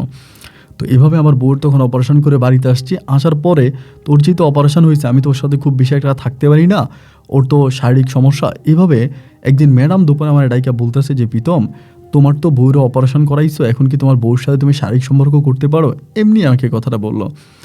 আমি বললাম যে না ম্যাডাম, এখন তো শারীরিক সম্পর্ক করতে পারি না, ওর তো শারীরিক সমস্যা, ঠিক হয়ে গেলে ইনশাল্লাহ সব ঠিক হবে। পরে আমাকে বলে তোমার বাচ্চা হয় না কেন? আমি বললাম বাচ্চা তো এটার জন্যই মনে হয় নাই, ওর পাকস্থলীতে টিউমার ছিল, এটার জন্যই তো মনে হয় নাই। পরে ম্যাডাম আমারে বলতেছে যে হাই রে প্রীতম, তা তোমার ওয়াইফের এখন সমস্যা, তুমি অন্য কোনো জায়গায় যাও না? আমি বলি ম্যাডাম অন্য কোনো জায়গায় বলতে আপনি কি বলেন, অন্য কোনো জায়গায় কোথায় যাব? বলে না, অনেক ছেলেদের বউ অসুস্থ থাকলে তারা হোটেলে যায়, এখানে যায় ওইখানে যায় না? আমি বললাম যে না ম্যাডাম, আমার এই ধরনের কোনো স্বভাব চরিত্র নাই, বা আমি এই টাইপের কোনো ছেলে না। পরে ম্যাডাম আমাকে বলে ঠিক আছে, যদি হোটেলে যে অভ্যাস না থাকে তাহলে আমার কাছে আসতে পারো, সমস্যা নাই। আমি প্রথমে কথাটা বুঝি নাই, আমি বললাম যে ম্যাডাম আমি আপনার কথা বুঝি নাই, কী বললেন? বলে হোটেলে যেয়ে যদি রুচিতে না আসে আমার কাছে আসতে পারো। আমি তখন বললাম, আমি তখনও বুঝি না যে ম্যাডাম কী বলে। আমি বললাম যে ম্যাডাম আপনার কাছে আসতে পারি মানে আমি আসলে আপনার কথা বুঝতে পারি নাই। পরে বলে বুঝতে পারো নাই? বলছি আমার সাথে থাকতে পারো, আমার সাথে স্বামী স্ত্রীর সম্পর্ক করতে পারো। এমনি মানে আমার শরীর তখন কাঁপ দিয়ে উঠছে। বিশ্বাস করেন আজকে 1 বছর ওনার বাসায় চাকরি করি, আমি কোনো দিনও কিন্তু ওনাকে এই নজরে দেখি নাই। আমি সবসময় যথেষ্ট সম্মানের নজরে ওনাকে দেখতাম, কোনো দিনও খারাপ কোনো নজর আমি ম্যাডামের দিকে তাকাই নাই। এই ম্যাডাম আমার এটা কীভাবে বলল? আমার তখন হাত পা পুরো ঠান্ডা হয়ে গেছে। আমি চিন্তা করতেছি কী রে, ম্যাডাম এটা আমার কি বললো, মানে এই কথাটা ম্যাডাম আমার কীভাবে বলতে পারলো, যে এটা কী ধরনের কথা। আমি নিচের দিকে তাকায় আছি, অনেকক্ষণ তাকায় থাকার পরে ম্যাডাম আমারে বললো কি মনে কষ্ট পাইছো, বসের কাছে বলে দিবা? আমি বললাম না ম্যাডাম, বসের কাছে বলবো না, কিন্তু আমি তো ম্যাডাম কোনোদিনও আপনাকে এই নজরে দেখি না। ম্যাডাম বলে এই নজরে দেখানো তো কী হয়েছে, এখন থেকে দেখবা। আমি বলি ম্যাডাম দেখেন আমার দ্বারা এটা সম্ভব না। ম্যাডাম আমাকে বলে, তখন ম্যাডাম আমি বুঝতে পারছি যে ম্যাডাম ড্রিঙ্কস করছে, মানে হার্ড ড্রিঙ্কস যেটা ওইটা করছে, অ্যালকোহল খাইছে, মানে ম্যাডামের চোখ টোক ওভাবেই। পরে আমারে বলে করবা না আমার সাথে এইসব কিছু? আমি বলি ম্যাডাম আমার ওয়াইফ আছে, আমার ওয়াইফ অনেক অসুস্থ, আমার ওয়াইফ আমাকে অনেক ভালোবাসে। আমি আবার আমার ভালোবাসার গল্প ম্যাডামকে বলছি, যে কীভাবে আমি সাইমাকে গ্রাম থেকে নিয়ে এসে বিয়ে করছি, সবই বলছি। আমরা একসাথে পুকুরে মাছ ধরতাম, আমি সব কিছু জানাইছি। পরে ম্যাডাম আমাকে বলে আমি তো সবই শুনছি, আমি সবই জানি, এখন আমার সাথে এটা করলে তো সমস্যা নাই, কারণ তোমার ওয়াইফ যেহেতু অসুস্থ তুমি আমার সাথে করতেই পারো, আর আমি তোমাকে অনুমতি দিয়েছি, বিকজ আমার হাজব্যান্ডের বয়স হয়ে গেছে, ওনার একটু সমস্যা আছে এই জন্য। পরে আমি বললাম যে ম্যাডাম আমি আসলে এটা পারবো না, আমার দ্বারা এটা সম্ভব না। ম্যাডাম আমাকে বলে আচ্ছা ঠিক আছে। এটা চলে গেল। রাতের বেলায় মনটা খুব খারাপ, আমার ওয়াইফের সাথে শুয়ে আছে, আমার বউ আমাকে বলে কী হয়েছে তোমার? আমি বললাম না কিছু হয় নাই, সব কিছু ঠিক আছে। এরপরের দিন আমি যখন ডিউটিতে আসলাম, একইভাবে বসকে নামাই দিলাম, ম্যাডামের মেয়ের স্কুলে নামাই দিয়ে যখন বাসায় আসছি, ওই দিন ম্যাডাম এক খারাপ ড্রেস পরে আছে, অসংখ্য ধরনের একদম মানে অর্ধনগ্ন যে ড্রেসগুলো হয় এরকম একটা ড্রেস। আমি তো দেখেই মানে মানে চিন্তা করতেছি এটা কি। আমি বললাম যে ম্যাডাম আমি না বুঝতেছি না আপনি এইটা কী ড্রেস পরে আমার সামনে আসছেন, বা পরে আমাকে বলে তুমি কি আমার সাথে এটা করবা নাকি সারা জীবন জেল খাটবা? আমি তখন বললাম যে সারা জীবন জেল খাটবো মানে? বলে তুমি আমার 3 লাখ টাকা দাও, এমনিই বলে। আমি তখন বললাম যে ম্যাডাম প্রয়োজনে আমি আমার ভিটা মাটি বিক্রি করে হলেও, আমার কিডনি বিক্রি করে হলেও আমি আপনাকে 3 লাখ টাকা দিব, কিন্তু আমি আপনার সাথে এই কাজটা করতে পারবো না, কারণ আমি আমার বউয়ের সাথে বেইমানি করতে পারবো না। ম্যাডাম তখন আমাকে বললো 3 লাখ টাকা দিবা কেন, তুমি আমাকে 30 লাখ টাকা দিবা। আমি বললাম মানি? বলে হ্যাঁ, তুমি 30 লাখ টাকাই তো আমার কাছ থেকে নিছো। আমি বললাম ম্যাডাম আপনি এটা কী বলতেছেন? বলে নিছো না, খেয়াল নাই? এটা বলেই ম্যাডাম তখন আমাকে একটা ফটোকপি দেয়, মানে একটা ফটোকপি আমার হাতে দেয়, বলে এটা পড়ো। তা আমি যখন ম্যাডামের কাছ থেকে টাকাটা নিই, ম্যাডাম কথাটা মানে এই 3 লাখ টাকা ম্যাডাম এটা কথাই লেখে নাই, এটা শুধু ইংলিশে লিখছে, 3 দিয়ে শূন্য দিছে, কিন্তু শূন্যর পরে ম্যাডাম ওই যে হাজারের ভিতরে ওখানে একটু স্পেস রেখে দিয়েছে, আমি এটা বুঝতে পারি নাই। আমি সিগনেচার করার পরে ম্যাডাম ওখানে শূন্য বসিয়ে এটাকে 30 লাখ বানাই দিছে। আমাকে বলতেছে তুমি আমাকে 30 লাখ টাকা দিয়ে দিবা, নাইলে আমি তোমাকে এই মুহূর্তে জেলে দিব, আর না হলে আমার সাথে এই কাজ করবা, আমার সাথে এটা করতে হবে। আমি তখন বললাম ম্যাডাম এটা আসলে আমার ওয়াইফের সাথে আমার বেইমানি করা হবে, ম্যাডাম আমার মনে হয় না যে আমি এটা করতে পারবো। একটা পর্যায়ে তিনি আমাকে জোর জবরদস্তি করে ধরে বসলো। ওনার ঘরের ভিতরে একটা ছেলে যেভাবে একটা মেয়েকে দর্শন করে, একইভাবে আমার কাছে মনে হলো যে ম্যাডাম আমাকে দর্শন করেছে। উনি আমার সাথে এগুলো করেছে, এবং করার পরে আমাকে বলে তুই যদি এগুলো কারো কাছে বলস বা কারো কাছে বলি দেস, তুই সারা জীবন জেল খাটবি, তোর পক্ষে 30 লাখ টাকা আমাকে দেওয়া সম্ভব না, আমি তোর নামে মামলা দিব। চোখের পানিগুলো মুছে আমি তখন আবারও ডিউটি করতে শুরু করলাম। আগে যেরকম ডিউটি করি একইভাবে আগের মতো করেই ডিউটি করি, বাট কাউকে কোনো কিছু বলি না। বিশ্বাস করেন, আমি যখনই আমার ওয়াইফের সাথে শুই বা রাতের বেলা যখন বাসায় যাই, মানে আমি প্রতিটা রাতেই কান্না করি, যেন প্রত্যেক দিনে তো উনি আমার সাথে এই কাজটা করে। তো আমার বউর তখন অপারেশন, আমার বউর তো আর সমস্যা এগুলো করতে পারি না। আমার বউ আমারে বলে যে কী ব্যাপার, কী হয়েছে, এরকম কান্না করো কেন? আমি বললাম যে দেখো আমার এগুলো ভালো লাগে না। মানে ও আমাকে বলে কী হয়েছে বলো, আমি বলি কিছু হয় নাই। মানে আমি প্রতি রাতে ম্যাডামের বাচ্চাদেরকে স্কুলে নামাই দিয়ে আসলে পরে ম্যাডাম আমাকে ধরতো, ধরে টাইনা আমাকে ঘরে নিয়ে যেত এবং গিয়েও নিয়ে আমার সাথে এই ধরনের কাজটা করতো এবং প্রতিনিয়ত করতো। আমারও তো একটা শরীরের একটা আছে, মানে আমারও তো একটু শরীর হয়। এরকম করতে করতে প্রায় আপনার 2 মাসের মতো কেটে গেছে। আমি কন্টিনিউসলি ওনার সাথে এটা করে যাচ্ছি। 2 মাস পরে আমার বউর অপারেশনের কাঁটাটা কাটছে, মোটামুটি আমার বউ একটু সুস্থ হয়েছে। 2-3 মাস পরে আমি তখন আমার বউর সাথে একদিন রাতের বেলায় অনেকক্ষণ ধরে শারীরিক সম্পর্ক হয় আমাদের। এরপরে দিনের বেলায় যখন ম্যাডাম আমার সাথে এটা করতে যায়, আমি তখন বলি যে ম্যাডাম দেখেন আমার শারীরিক অবস্থা ভালো না, গতকালকে রাতে আমার ওয়াইফের সাথে আমার এটা হয়েছে। পরে আমাকে বলে তুমি তোমার ওয়াইফকে ছেড়ে দাও না কেন, এরকম করে বলতেছে। আমি তখন বললাম যে ম্যাডাম এটা আপনি কী বলেন, আমি আমার ওয়াইফকে ছেড়ে দিব? আমার ওয়াইফ এত ভালোবাসে আমাকে, আমি ওকে ছেড়ে দিব, এটা আপনি কী বলতেছেন? পরে আমার বলে হ্যাঁ তুমি ছেড়ে দিবা, তোমার ওয়াইফ হিসেবে তুমি থাকবে কেন, তুমি সারা জীবন আমার সাথে থাকবা, তোমার টাকা পয়সা ধন দৌলত অর্থ আভিজাত্য যা লাগে আমি সব কিছু তোমাকে দিব, তুমি আমার সাথে, তোমার বউকে তুমি ছেড়ে দাও। আমি বললাম না ম্যাডাম, আমার বউকে আমার পক্ষে ছেড়ে দেওয়া সম্ভব না। ম্যাডাম আমাকে বলে আমি তোমার সাথে পালায়ে যাব। আমি ওনার কথা শুনে অবাক হয়ে জিজ্ঞেস করলাম যে আপনি যে আমার সাথে পালায়ে যাবেন, আপনি জানেন না আমার আয় ইনকাম কী অবস্থা, আমি কত টাকা ইনকাম করি? তিনি আমাকে বলে তুমি কত টাকা ইনকাম করো এইটা আমার দেখার বিষয় না, আমি তোমার সাথে পালায়ে যাব, আমার ধন সম্পদের দরকার নাই, আমার তোমার মতো একটা ছেলে দরকার, আমি তোমাকে চাই, আমি ধন সম্পদ চাই না। আমি তখন বললাম ম্যাডাম এটা আপনি ভুল করতেছেন, এটা আসলেই ঠিক না, আপনি অনেক বড় লোকের বউ, আমি আপনার ঘরের একজন সামান্য ড্রাইভার, আপনি এটা আমার সাথে কেন করবেন? ম্যাডাম আমাকে বলে আমি যা বলছি তাই, তুমি যদি তোমার বউকে ছেড়ে না দাও তুমি কিন্তু বিপদে পড়বা। আমি তখন একটু ঘাটতারামি করলাম যে আপনি এটা কী বলেন আমাকে, এতদিন পর্যন্ত কিন্তু আমি সব কিছু সহ্য করেছি, কিন্তু আমার কাছে এখন মনে হয় যে আমার দেওয়ালে পিঠ ঠেকে গেছে, এবং দেওয়ালে পিঠ ঠেকে যাওয়ার পরে আমি তখন প্রতিবাদ করতে শুরু করলাম। আমি বললাম না ম্যাডাম আমার দ্বারা এটা হবে না, আপনি যেরকম করে বলতেছেন এরকমভাবে আমি এটা নিতে পারবো না। ম্যাডাম আমাকে বলে দেখো প্রীতম, আমার কথা না শুনলে আমি কিন্তু সোজা আঙুলে ঘি না উঠলে আমি কিন্তু আঙুল বাঁকা করব। আমি তখন বললাম যে না ম্যাডাম আমি এটা পারবো না। এরপরে উনি আমাকে বারবার প্রেশার দিত যে প্রীতম তুমি তোমার বউকে ছেড়ে দাও, এবং তোমার বউকে ছেড়ে দিয়ে তুমি আমাকে বিয়ে করো, আমি তোমার সাথে পালায়ে যাব, প্রয়োজনে তুমি অন্য কোথাও একটা কোম্পানিতে চাকরি নাও, আমরা ছোট্ট একটা বাসায় ভাড়া থাকবো, সে বাসা আমি তোমার সাথে শারীরিক সম্পর্কও করবো, আমি তোমার সাথে থাকবো। ম্যাডাম আসলে অত বড়লোক ফ্যামিলির মেয়ে না, ম্যাডাম অনেক গরিব, ম্যাডামের মোটামুটি ফ্যামিলিও গরিব ছিল, অত বড়লোক না, এবং ম্যাডামের হাজব্যান্ড অনেক বয়স হয়ে গেছে, তিনার অনেক টাকা পয়সা আছে। শুধুমাত্র ম্যাডামের হাজব্যান্ডের ওই টাকা পয়সা দেখেই ম্যাডামের বাবা মা ম্যাডামকে ম্যাডামের হাজব্যান্ডের কাছে বসের কাছে বিয়ে দেয়। মূলত বসের অনেক বয়স হয়ে যায়, তো বস কেন বিয়ে করে না, সম্ভবত বসের এই শারীরিক সমস্যাটা আগ থেকেই ছিল, এই জন্য বসে বিয়ে করতে ভয় পাচ্ছিল, যার জন্য শেষ বয়সে এসে ওই ফারাবি ম্যাডামকে বিয়ে করে। তো ফারাবি ম্যাডাম আমাকে বলতেছিল যে প্রীতম আমি কোনোদিন আমার হাজব্যান্ডের কাছ থেকে এই ধরনের সুখ শান্তি পাই নাই, আমি তোমার সাথে সারা জীবন থাকতে চাই, প্লিজ তুমি আমাকে তোমার সাথে রাখো। আমি বললাম, ম্যাডাম আপনার হাজব্যান্ডের এখনও বয়স আছে, ওনাকে ওষুধ খাওয়ান, মেডিসিন খাওয়ান, ঠিক হয়ে যাবে। ম্যাডাম বলে, আমি ওকে ঠিক করতে চাই না, আমি তোমার মাঝে যে শান্তি পাইছি এই শান্তি আমি অন্য কারো মাঝে চাই না। এখন আমার হাজব্যান্ড অনেকটা ভালো আছে, কিন্তু আমি ওর সাথে কোনো রকমের সম্পর্কে জড়াই না, আমি তোমার সাথেই থাকবো। যতভাবে আমি ম্যাডামকে বলি, ম্যাডাম আমার কোনো কথাই শোনার জন্য রাজি না। একটা পর যেরকম করতে করতে একদিন ম্যাডাম খুব রেগে গেল। আর ঘরে গেলে আমার মনটা খুব খারাপ থাকে। আর ম্যাডাম যে আমার সাথে দিনের বেলা এগুলো করে, আমি বাসায় গেলে আমার ওয়াইফকে আমি শান্তি দিতে পারি না।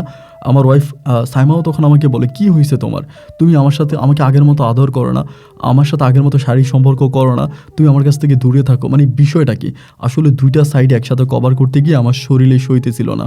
আর আমিও অত বেশি স্বাস্থ্যবান বা অত ওই দিকে অতটা স্ট্রং ছিলাম না। এরপর এরকম করতে করতে একদিন রাতের বেলায় ম্যাডাম আবার এরই মাঝে আমার ওয়াইফের সাথে ওয়াইফের নাম্বার কীভাবে নিচ্ছে, বা আমার ওয়াইফ কিন্তু তখন মোবাইল চালাইতো, কারণ ওর ছোটো বন্ধুর সাথে ভিডিও কলে কথা বলতো, এই জন্য আমার একটা মোবাইল ফোন কিনে দিছি। তো আমি জানি না কী হয়েছে না হয়েছে, আমি রাতের বেলায় বাসায় গেছি, এবং বাসায় যাওয়ার পরে নর্মালি প্রতিদিনের মতো আমার বউ দিন খুব কান্না করতেছে।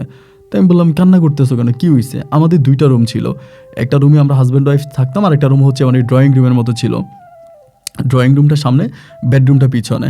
তো বেডরুমে আমি আর ওয়াইফ ঘুমাইতেছি। তো আমি বলি যে, তুমি মন খারাপ করতেছো, আমাদের বাচ্চা কাচ্চা হবে না, আমাদের অবশ্যই বেবি হবে, তুমি মন খারাপ করো না, অবশ্যই আমাদের বেবি হবে, আমাদের বেবি হলে পরে আমি তোমাকে নিয়ে অনেক ভালো থাকবো, তুমি মন খারাপ করো না, একদিন আমি এই চাকরিটাও ছেড়ে দিব।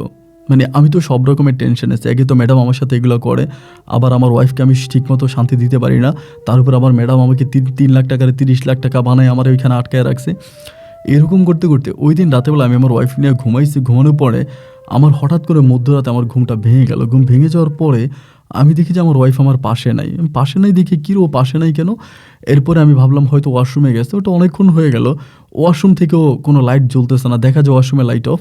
এবার আমি উঠে মানে ড্রয়িং রুমের দিকে গেলাম, ড্রয়িং রুমের গিয়েই আমি দেখতে পাই যে ড্রয়িং রুমের যে ফ্যান আছে, ওই ফ্যানের সাথে আমার বউ ফাঁসি দিয়ে ঝুলে আছে।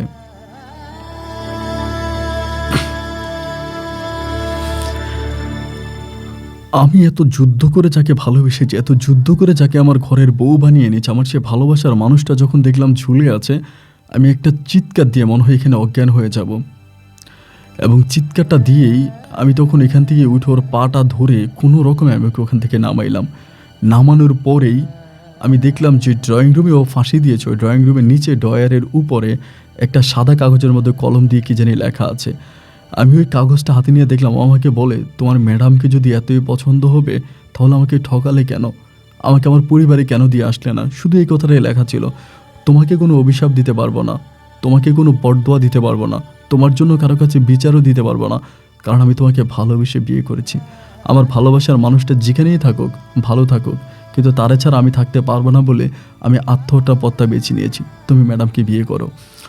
এইটা দেখার পরে আমি তার ফোনটা রুমে ছিল, ফোনটা নিলাম, লকটা খুলে দেখতে পাইলাম যে ম্যাডাম অনেকগুলো মানে ম্যাডামের সাথে যে আমার শারীরিক সম্পর্ক হয়েছে, ম্যাডাম এগুলো গোপনে গোপনে ভিডিও করতো, আমি এটা জানতাম না।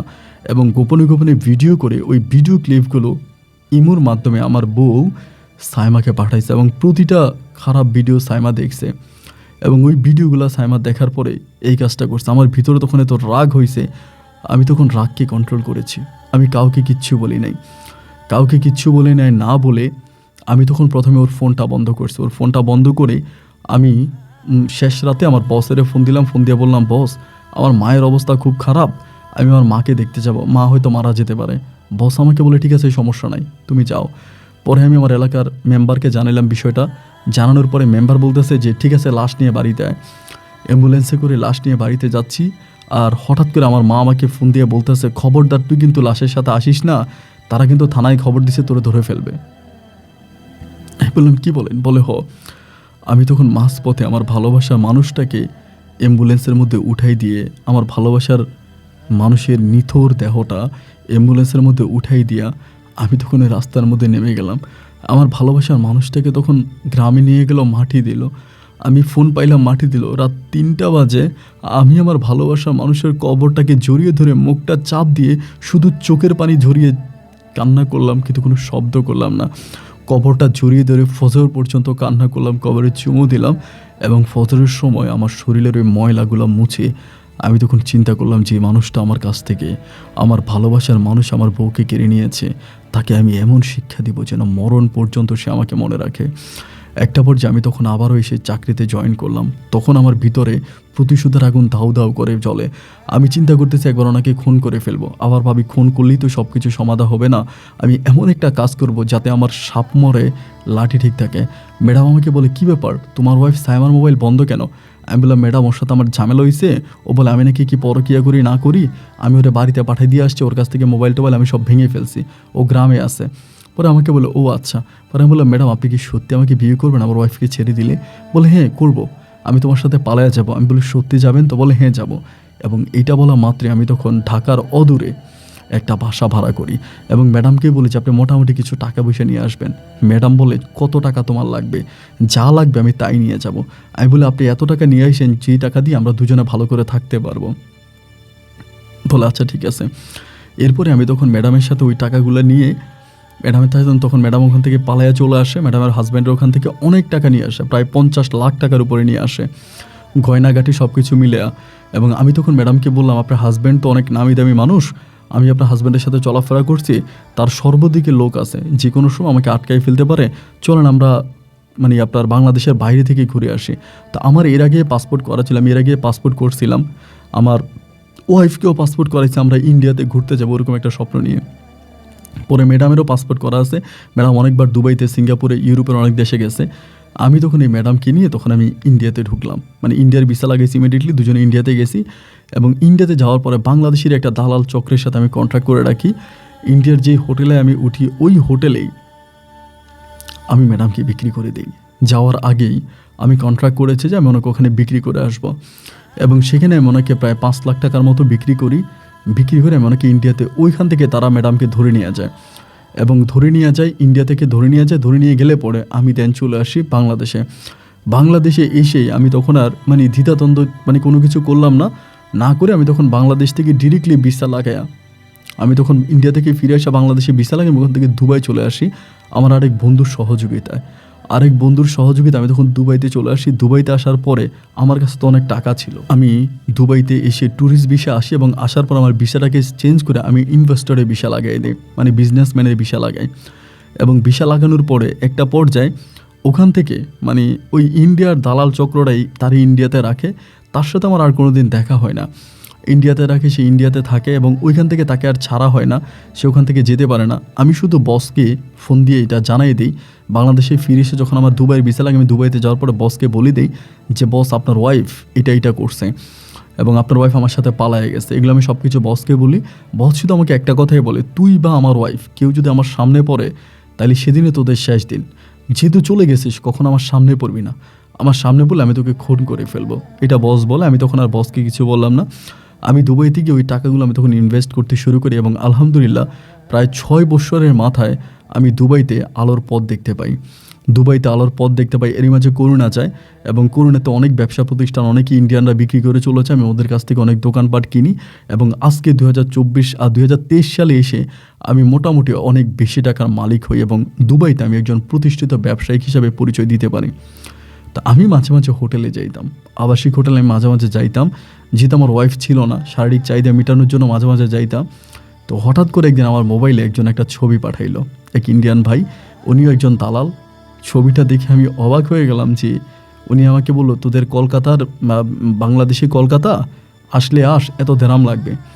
পরে ছবিটা এই মুহূর্তে দেখে আমি দেখলাম যে এটা আমার ভালোবাসার মানুষ, আমার সাথে পালিয়ে যাওয়া আমার ওই বেঈমান ফারাবি। পরে আমি ওরে বললাম যে মালটারে কই পাইছিস? তাই বলতেছে ইন্ডিয়া থেকে একজনে বিক্রি করছে, এরে দুবাইতে আনছি। পরে আমি বললাম যে ঠিক আছে আমি যাব। রাতের বেলায় গেলাম এবং রাতের বেলায় হোটেলে ঢুকলাম, ওই রুমে ঢুকলাম। ও আমাকে দেখে এসে গলা চিপা ধরছে, আমাকে মেরে ফেলবে, গলা চিপা। আমি এখানে তুই আমারে মারতে পারবি না, পরে বলে আমি তোরা এখন মেরে ফেলবো। পরে দেখলাম যে ওর অবস্থা খুব খারাপ, আমাকে হয়তো কিছু একটা করে ফেলতে পারে। আমি তখন দরজা খুলছি, দালালরা তখন রুমে ঢুকছে। আমি বললাম যে দেখ আমার মারতেছে। পরে ওর কথা তো আর কেউ শুনবে না, কারণ আমি তো ওখানকার নাম করা ব্যবসায়ী, আমার কাছে টাকা পয়সা আছে। ওরে তখন রুমের মধ্যে নিয়ে আটকাই ফেলছে, আমার তখন বের করছে। পরে আমি ওর ফোন নাম্বারটা নিছি। তো এখন জানতে পারে ও স্বেচ্ছায় কাজগুলো করে। প্রথমে ওকে ইন্ডিয়াতে জোর করে ওরা করাইতো এবং ওর হাজব্যান্ডের সাথে নাকি পরে জানতে পারে ও হাজব্যান্ডের কাছে গেছে, ওর হাজব্যান্ড ওকে ডিভোর্স করে দিচ্ছে এবং ওর হাজব্যান্ড এই ঘটনা ওর বাবা মা আত্মীয় স্বজন সবার কাছে গেছে, ও বাংলাদেশে গেছে, ওর পরিবার কেউ ওকে গ্রহণ করে নাই, ওর বাবা মা ওর স্বামী সন্তান কেউ গ্রহণ করে নাই। একটা পর্যায়ে ও পুনরায় আবারও ইন্ডিয়াতে চলে এসে ওই কাজ স্বেচ্ছায় শুরু করে এবং সেখান থেকে সে দুবাইতে আসা আরও বেশি টাকা ইনকাম করার আশায় ওই কাজের জন্য। পরে আমি নাম্বার নিলাম, নাম্বার নিয়ে বললাম যেদিন আমার বউ মরে গেছে না, আমি সেদিন রাগটাকে কন্ট্রোল করে আমি তোরে আমি এই কাজটা করছি, তোর জন্য আমার বউ আত্মহত্যা করে মারা গেছে। এবং শেষের দিকে দেখা গেল ও নিজে অনেক ক্ষমা চাচ্ছে আমার কাছে, যে আমার ভুল হয়ে গেছে, আমিও তো অনেক অন্যায় করছি, তোমার ওয়াইফের কাছে এভাবে ভিডিওগুলো দেওয়া ঠিক হয় নাই, তোমাদের ভালোবাসা আমি বুঝতে পারি নাই, আমাকে মাফ করে দাও। এই বলে 2023 সাল থেকে 2024 সাল পর্যন্ত আমি ওর সাথে কথা বলি এবং ও এই কাজটা একটা সময় ছেড়ে দেয়।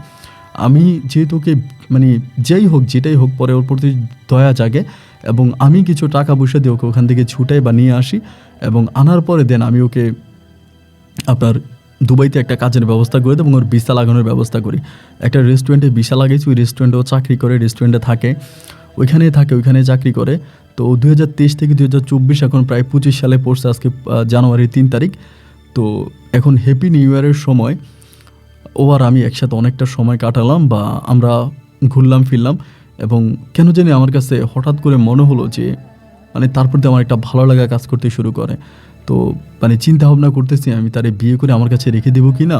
বাংলাদেশে অনেকের সাথে আলোচনা করি বিষয়টার উপরে, সবাই আমাকে বলে যে ভাই এটার প্রয়োজন নাই, তুমি দেশে এসে দেখে শুনে একটা বিয়ে করো। আমার যে বন্ধুবান্ধব আছে দুবাইতে ওদের সাথে আলোচনা করে ওরাও আমাকে বলে যে দরকার নেই, ওরে বিয়ে করো না, দেখে শুনে বাংলাদেশে বা অন্য কোনো একটা মেয়েকে বিয়ে করো। কিন্তু আমার কেন জানি তার প্রতি মানে একটু মায়া লেগে গেল আর কি। ও আমার হাতে পায়ে ধরে কান্নাকাটি করছে আমার বউ হত্যার জন্য। ও আসলে এটা বুঝতে পারে না আমার বউ যে আত্মহত্যা করে ফেলবে। ও বলে যে আমি ভাবছিলাম এগুলো দেখার পরে তোমার বউ তোমাকে ছেড়ে চলে যাবে অ্যান্ড তুমি আমাকে বিয়ে করবা, বাট আমি বুঝতে পারিনি যে সে আত্মহত্যা করে ফেলবে। তো আমার মন চাচ্ছে তার সাথে সংসার করার জন্য, বাট বুঝতেছি না যে ভবিষ্যতে সে আমি তাকে যেরকম বিপদে ফেলাইছি আমাকে এরকম বিপদে ফেলতে পারে কি না। এই জন্য পুরোটা গল্প ভেঙে চুরে আমি আপনার কাছে বলেছি। অ্যান্ড আপনি একটু চিন্তা ভাবনা করে আমাকে একটু জানাবেন যে আমি আসলে তাকে বিয়ে করাটা ঠিক হবে কি না। এই জন্য আপনাকে আমার গল্পটা বলা। আমার গল্প রেকর্ড করেন বা না করেন আমাকে একটা পরামর্শ দিবেন, আমি আপনার পরামর্শ অনুযায়ী কাজ করব। আমি কিন্তু আপনার কোনো সাবস্ক্রাইবার না, আমি আপনার গল্প শুনি না, যে কোনো মাধ্যমে আপনাকে পেলাম এবং সেখান থেকে আমি আপনাকে কথাগুলো বললাম। আপন ভাই ভালো থাকবেন, আসসালামু আলাইকুম।